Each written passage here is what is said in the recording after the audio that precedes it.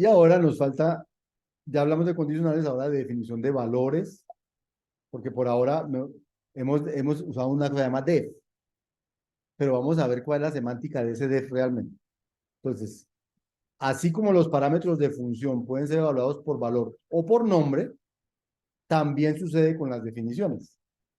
Por ahora hemos usado una cosa que se llama def. Eso es una declaración por nombre. El lado derecho es evaluado cuando se usa, no se evalúa cuando se define. Por eso les dije yo al principio que cuando teníamos este de por aquí al principio, este, def prod 5 por 6, realmente él no guardó en prod 30. Él dijo, no, esto es una evaluación por nombre, entonces yo guardo mi lado derecho y lo evalúo cada que me pidan, cada que alguien me diga qué es prod, yo evalúo el lado derecho. ¿Sí? Ese es def. Def es una declaración por nombre, una definición por nombre. Si yo quiero definiciones por valor, entonces uso la palabra reservada val. Entonces yo puedo decir esto que hay aquí, val x igual a 2. Voy a hacerlo aquí en este. Val x igual a 2.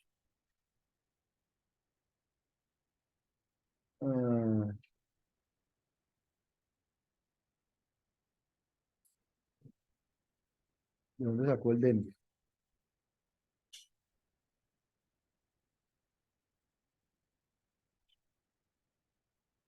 Yo no sé por qué dijo eso. Val x igual a 2, volver a hacer. Eso. Lo que tiene que decir es que x es un 2. Si ahora yo digo x, él me dice x es 2. Pero él no está, voy a poner otra cosa, val y igual a 5 por 6. Entonces, él dice a 30. Si yo le pregunto cuánto es y, él me dice 30. Él no vuelve a evaluar 5 por 6, porque en val él evalúa el lado derecho y guarda en y el resultado. En prod, él no evalúa. Él dice, eso es por nombre, entonces cuando necesiten a prod, evalúo el lado derecho. ¿Sí ven la diferencia? Val es como una variable, pero una variable que no puede cambiar su valor. Eso se llaman variables declarativas. No es una variable que usted pueda asignar. Mire, si yo llego y le digo ahora, quiero que x sea igual a 8, dice, usted está tratando de cambiar el valor a val, y un valor no le puede cambiar a un valor que ya, a un nombre, a un valor como x, que ya tiene un valor, no le puede cambiar el valor. O sea que en ese sentido no son las variables que ustedes están acostumbrados a trabajar en los lenguajes de programación estándar. ¿Sí? Por ejemplo, usted no podría decir x igual a x más 1. Está tratando de darle un valor a la variable diferente y eso no se puede. ¿Mm? Con variables. Para eso usa var. Pero eso no lo vamos a usar en el curso. ¿Sí? O sea, en el curso no vamos a usar variables. Pero sí hay variables en escala, ¿sí? Pero no las vamos a usar en el curso. Vamos a tratar de evitar su uso, mejor dicho, lo más posible, y realmente lo podemos evitar todo el tiempo, aunque hay algunos ejemplos donde uso var, pero básicamente es porque no los he cambiado, pero los podría cambiar sin var. Sí, pero bueno, o sea, me di cuenta en alguna versión del curso y dejé ese var ahí, pero no son necesarios, en ninguno de los ejemplos que vean var va a ser necesario. O a veces es necesario para mostrarles la diferencia entre lo declarativo y lo imperativo. ¿Sí? Ustedes vieron, ustedes están en cuarto semestre, ¿cierto? Entonces ustedes vieron el curso de Fundamentos de Programación Imperativa en Python. Luego vieron orientado a objetos. Luego vieron orientado a eventos y ahora están en función y concurrente. Bien. Tanto en Python como en orientación a objetos usaron C++ y en orientación a eventos usaron Java. En esos tres no existen las variables declarativas. Solamente las variables que ustedes están acostumbrados, las que se pueden asignar. ¿Sí? Aquí sí hay una diferencia entre las que se pueden asignar y las que no se pueden asignar. No por eso dejan de ser variables, es decir, este Z y yo le digo val igual a algo, podría recibir cualquier valor. En ese sentido es una variable. Pero una vez reciba un valor, no lo puedo cambiar. En ese sentido es una variable declarativa. ¿Qué significa eso? Que una vez tiene un valor no lo puedo cambiar. Quiere decir que donde yo hable de z, siempre lo haré del mismo z. Eso da una propiedad que se llama transparencia referencial, la que los matemáticos llaman, yo puedo reemplazar iguales por iguales. Entonces, donde yo vea z en el programa y z es igual a y, yo puedo reemplazar z por y eso funciona. Cuando son variables de las que ustedes están acostumbrados, que le pueden cambiar el valor cuando quieran, el programa ya no funciona bien. Dime, Daniel. Profe, y si el Z, por ejemplo, digamos, tiene 5 y está metido en un ciclo por que le sume de a uno por cada que repite el No ciclo. se puede. Esos ciclos no hay aquí. No. Sí vamos a hacer ciclos for, pero no son ciclos for con la semántica que ustedes están acostumbrados. Son otras ciclos for. eh, no porque con var sí se podría hacer ese ciclo for, pero con val no.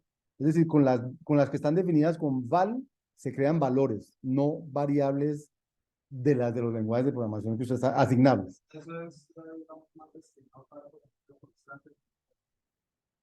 Pareciera, pero no necesariamente, sí, pero no es una constante, es una variable que puede tener un valor y una vez tenga valor no lo puede cambiar.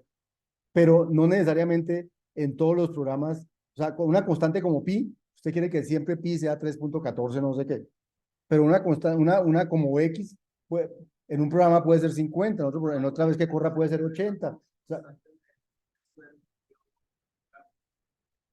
una vez adquiere un valor no puede cambiar, parece una constante, sí, pero no son las constantes. Digamos, constante de global. Exacto, exacto. Pero bueno, este es el primer gran golpe que van a recibir en este curso, que no existen las variables, que no vamos a trabajar con variables como las que ustedes están acostumbrados, vamos a trabajar con variables que se llaman declarativas o valores, llamémoslos valores.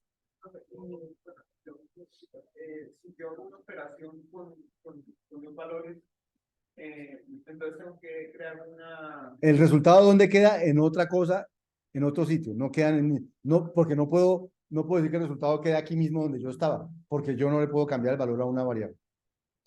Entonces, con esa pregunta que tú haces de, y si yo hago 5 más 8, ¿dónde queda el 13? Si tenía x igual a 5, y igual a 8, y hago x más y, ¿lo tengo que guardar en otra parte? Lo tengo que guardar en otra parte. ¿No lo puedo guardar en x? No puedo decir x igual a x más y. No, porque x, si era 5, no puede ser ahora 13. No puede. No. Entonces, ¿lo tengo que guardar en otra parte? Sí. O sea que voy a utilizar más espacio que el que usan los lenguajes ordinarios con las variables. Sí. Ese es la debilidad de la programación funcional. Es que utiliza más espacio, o sea, gasta más espacio que la que gasta la programación normal. Pero eso era un problema en los años 50, en los años 80, en los años 90, pero hoy no es un problema, porque hoy en día los recolectores de basura resuelven ese asunto. Los recolectores de basura se la pasan recolectando la basura que van dejando los programas. ¿Qué es basura? Una cosa en la que yo guardé algo y que no es accesible por nadie en el programa. Entonces eso es basura. Los recolectores de basura se la pasan recolectando la basura y pasando eso a memoria que se puede utilizar. ¿Sí? Pero los recolectores de basura son un proceso extra que hay por ahí y que de alguna manera afecta el tiempo de respuesta de mis cosas, porque si yo estoy calculando algo y el recolector de basura se lanza, eso como que me quita tiempo. Entonces, en los años 50, 60, 70, 80, 90, ese era un tiempo muy apreciable, que uno no podía darse el gusto eh, de dejar que sucediera. Entonces, el programador tenía que programar con C, porque ese era un lenguaje muy eficiente, y el programador tenía que estar pendiente de manejar la memoria para que la memoria fuera limpiecita y no tuviera que haber. Ahí no había recolección de basura porque la recolección de basura la hacía el mismo programador. Y el programador entonces no generaba basura para no tener que recogerla, ¿cierto? Y eso pasa en la vida real. Si a usted recogen la basura, usted genera basura. Pero si a usted no la recogen, usted va a pensar antes de generar basura, ¿cierto? Con los recolectores de basura con los computadores de hoy, con la velocidad de los procesadores, la recolección de basura se volvió algo que yo me aguanto. Entonces, ¿y cuál es el precio? Pues el precio es que yo desperdicio, pero alguien viene y recoge los desperdicios. Lo bueno aquí es que los desperdicios sí son reciclables, se vuelven memoria que yo puedo usar. En la vida real los desperdicios son un problema más grande. Aquí la memoria que yo desperdicio, apenas alguien la recolecta, yo la puedo volver a usar. Entonces no hay problema, digamos, ese desperdicio no es grave. Si la recolección no es costosa. Si la recolección es costosa, es mejor no desperdiciar. ¿Mm? Entonces, no sé si alguien me tiene otra pregunta al respecto. Lo que se retorna en una función también se almacena. Lo que se retorna a una función queda almacenado en alguna parte. Tiene que quedar almacenado en alguna parte. Es una pregunta, por ejemplo, si quieren asignar la nota a un grupo de estudiantes, tocaría asignar una variable a cada estudiante. Ya que se puede como reemplazar la variable como en un ciclo. Eh, a ver si entiendo, es que no entendí bien la pregunta. Un grupo de estudiantes es, sí, sí, pero tiene una variable para la nota del grupo o tiene una variable por cada estudiante. Pues la sí, para eso una variable a cada estudiante, pues ya hay una sola variable, pero no se puede recorrer el grupo de estudiantes y asignar una nota distinta a cada uno. Pero, a ver, pero yo quiero entender bien la pregunta. Sí. No, a ver, no es que no haya iteraciones, hay iteraciones. Y vamos a ver que vamos a hacer iteraciones. De hecho, todos los talleres les voy a pedir que hagan iteraciones. ¿Sí? Pero no se escriben con los for tradicionales que ustedes los escriben. Eso quiere decir que iterar no está asociado a la sintaxis con que iteran. Iterar es una manera de calcular. Dependiendo del lenguaje de programación, usted itera con el mecanismo que el lenguaje de programación le da. O sea, las mismas soluciones de iteración que tenía en un lado, las tiene aquí. En el ejemplo que tú me dices, cada estudiante tiene su nota, o sea, cada estudiante tiene su variable. Aquí también. Y a cada uno le va a asignar su nota. No va a haber, no vas a tener una variable la nota de los cuatro. ¿Cierto? Que no de los cuatro del grupo. Cada uno tiene su nota aparte. O sea, cada uno tiene su variable por aparte. Pero entonces quiero que no confundamos lo que yo dije, que no usamos los for con que no existe iteración. No, que no exista el for, no vamos a usar el while tampoco. Vamos a evitar a lo máximo usar while, lo máximo usar el for, porque lo que yo quiero es que programemos funcionalmente y eso no es naturalmente funcional. Entonces no vamos a usar eso. Y voy a mostrarles que no necesitamos eso para poder hacer iteraciones. Voy a decirles, mire que uno puede iterar sin necesidad de tener un for. Ah, se puede, sí. ¿Puedo hacer los mismos cálculos que hacían? Puedo hacer los mismos cálculos. La gran diferencia va a ser en ahorro de memoria. Y hay veces que eso es muy importante y entonces es mejor usar variables, variables de las estándar. Pero a veces no es necesario. Entonces, ¿para qué usarlas? Es muy práctico en el campo del desarrollo, del laboral. No trataría los tiempos de entrega y de expresión. No necesariamente. De hecho, Scala es muy usado en muchos negocios y sobre todo en negocios de ciencias de datos. ¿Mm? Ahí se usa mucho Scala, porque Scala, como su nombre lo indica, escala a grandes datos. ¿Sí? Entonces, por ahí viene el nombre, porque fue un lenguaje hecho para poder manejar muchas cantidades de datos. Se usa entonces en el mundo real también y en producción. Se usa más Python, se usa más Java, se usa más esas cosas, entre otras cosas porque nacieron primero. Y el que pega primero pega dos veces. Y cambiarse es una cosa mmm, que todo el mundo lo piensa. Dice, yo ya tengo todo esto hecho aquí, ¿para qué me voy a cambiar? Tengo a todo el mundo formado para esto, ¿para qué voy a cambiar? Entonces, uno cambia solo si hay un valor agregado muy grande, si no, no cambia. Eh, pero también los lenguajes de programación entienden qué es lo que el otro ofrece, que yo no estoy ofreciendo y que les gustaría tener. Entonces, en Python también hay ahora expresiones, ¿cómo llaman? Alfa, ¿cómo llaman estos? lambdas, expresiones lambda expressions o cosas así, que son, no es más que programación funcional, no es más que ponerle un parche de funcional a Python. También lo hay en los otros lenguajes de programación, ¿verdad? El problema de los parches es qué tan bien conectado está eso con lo otro. No soy quien para hablar porque no uso esos parches. Entonces no puedo decir el parche de Python es chimbo o el parche de Java es chimbo para eso. No puedo decirlo. Lo único que sé es que cuando las cosas se conciben para no ser parche, en mi concepto quedan mejor hechas que cuando usted hace un parche porque no lo concibió. Entonces, Scala fue concebido para que lo funcional no fuera un parche. Fue concebido funcional desde el principio, orientado a objeto desde el principio, paralelo o concurrente desde el principio. Y eso hace que entonces el debajo de Scala esté mejor hecho para cantidades de datos, para cantidades de cálculos, que el otro que no pensó en los hilos cuando se hizo y cuando le puso hilos, entonces era un parche. Es un parche, pero no funciona tan bien como lo que no es parche. Esa es la gran diferencia. Pero a veces yo me aguanto no cambiarme y prefiero el parche que el costo de cambiarme. ¿Mm? Entonces, no hay una panacea en mi concepto.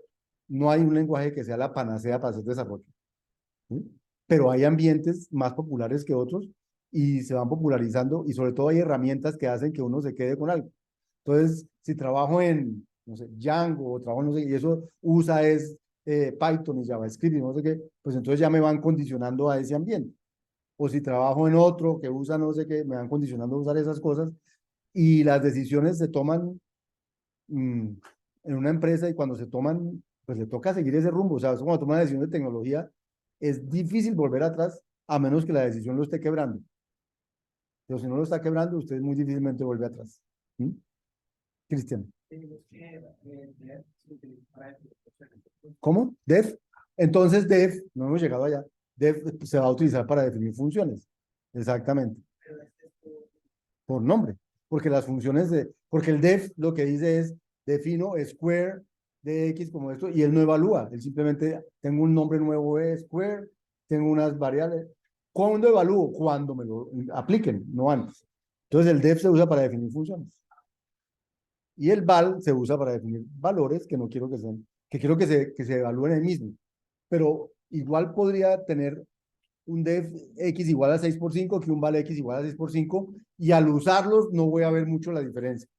Pero la diferencia, pues porque 6 por 5 no es nada, pero si lo que defino es x igual a y por z y val igual a y por z, son dos cosas diferentes, porque en el uno ya quedó calculado y por z, en el otro vuelve y evalúa y, vuelve y evalúa z y vuelve y evalúa y por z. Entonces son tres operaciones en lugar de una para un valor que tal vez no necesito que se esté evaluando todo el tiempo, que ya puede haberlo hablado desde el principio. Esa es la diferencia entre def y val. ¿Sí quedó? Bien. Quiero ver si hay algo más aquí.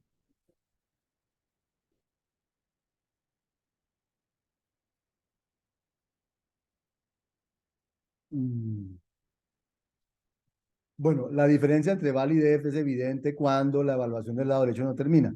Si yo digo def loop igual loop como lo hicimos ahorita, él me dice, ojo, esa cosa como que no sirve para nada porque nada, pero lo deja definir. En cambio, si yo le digo val x igual loop, inmediatamente va a fallar porque va a tratar de evaluar loop y tratar de evaluar loop no termina. Entonces se queda sin terminar. O sea, la diferencia entre las dos es clara cuando yo trato de usar algo que evalúo. Con este es clarísima, pero digamos, en general es si evalúo algo o no lo evalúo. Esa es la diferencia entre los dos. Y listo. Entonces, vamos a hacer una pausa en este momento.